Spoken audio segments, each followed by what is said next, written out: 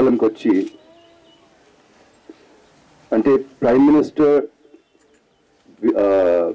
Adarsh gram Yojana scheme announce చేసే ముందే ఇక్కడికి వచ్చి నేను చిత్తూరు డిస్ట్రిక్ట్లో మా అమ్మగారు ఊరు మా నాన్నగారు ఊరు డెవలప్ చేశాము, నార్మల్ విలేజెస్గా చేశాము. ఇప్పుడు మా అత్తగారు ఊరు కూడా చేయాలనుకుంటున్నానని చెప్పేది జరిగింది. వెళ్ళి మావయ్యతో మహేష్తో మాట్లాడిన తర్వాత కొన్ని డిసిజన్స్ చేశాం మేము.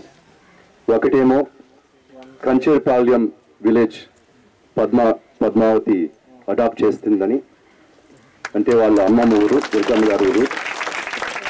అట్లాగే మహేష్ బాబు గురిపాలెంని అడాప్ట్ చేస్తారని కూడా ఒప్పుకున్నారు. సో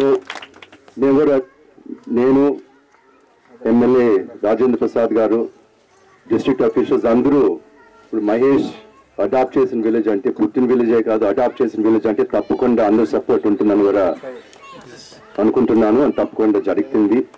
దాంట్లో మీరందరూ కూడా పార్టిసిపేట్ చేయాలని కూడా చెప్తున్నాను.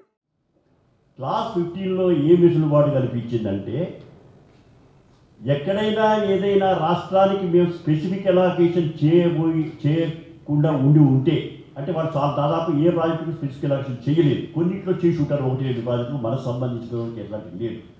అంటే మేము స్పెసిఫిక్ అలొకేషన్ చేయకుండా ఉన్నటువంటి ప్రాజెక్టుల మాత్రంలో మీరు మీ ఇష్టం వచ్చినట్టుగా వెసులుబాటుగా అటు ఇటు జరుపుకోవచ్చు.